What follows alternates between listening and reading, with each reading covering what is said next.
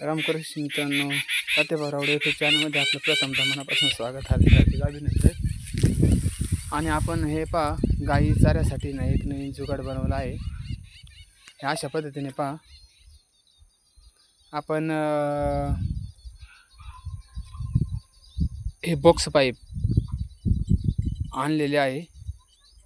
आणि हो का, हे बॉक्स पाईप अशा पद्धतीने कटिंग करून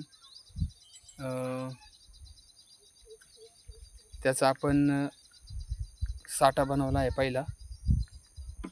त्यानंतर त्याला ही लोखंडी येलपट्टी टाकून हे अशा पद्धतीने आपल्या बाईकची जी चाका असतात, अक्सल पाहू शकता आपण, ही आपण आणलेली आहे. हे आपण अशी ट्रॉली पत्रा टाकला आहे दोन्ही बाजूला, मध्ये बी पत्रा टाकला आहे. आणि हे बघा, हे रस्सी बांधण्यासाठी हुक बनवला आहे. अशा पद्धतीने आपण ही ट्रॉली बनवली आहे.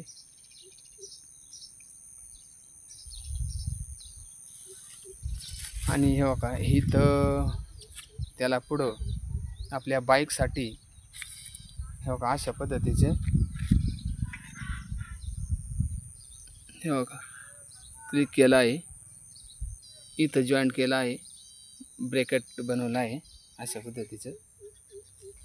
बघा, पाहू शकता किती छान पद्धतीने आपण तिला बनवली आहे. आणि साधारण ही ट्रॉली 4-5 गायांचं खाद्य आणते आहे. एवढा त्याच्यात आपल्या चारा बसतो, घास, गवत, मका.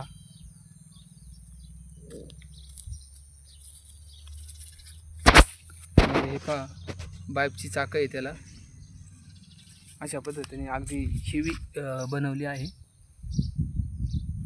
हे अशा पद्धतीने सपोर्ट चांगला दिला आहे.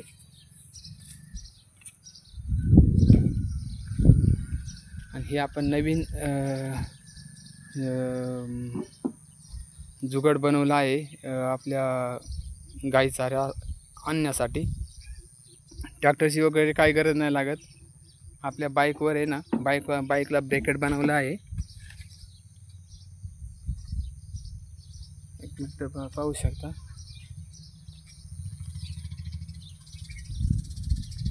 बघा, अशा पद्धतीने बाईकला ब्रॅकेट बनवला आहे.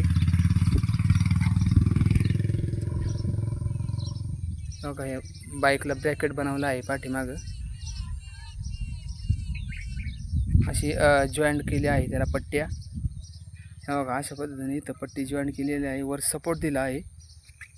आणि त्यासाठी हे बघा, इथं आपले सोडण्यासाठी, ट्रॉली सोडण्यासाठी एक हुक सिस्टीम केली आहे अशा पद्धतीने.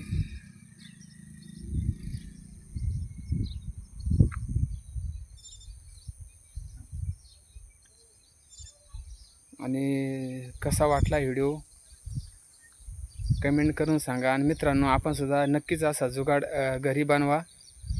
ट्रॅक्टरपेक्षा आपल्याला परवडेबल आहे. 5 ते 6 जर्सी गायांचं याच्यामध्ये ना खाद्य येतं.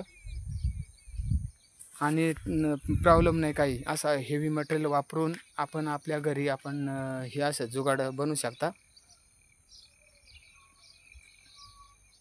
पाहू शकता, दोन्ही बाजूला 2 हुक, ह्या बाजूला 2, ह्या बाजूला 2 आणि हे ह्या बाजूला 2 आपला चारा बांधण्यासाठी. पुन्हा त्याच खाली 2 दिले आहे, म्हणजे पूर्णपणे सपोर्ट चारा आवळण्यासाठी. इकडे तिकडे हालचाल चाऱ्याने केली नाही पाहिजे.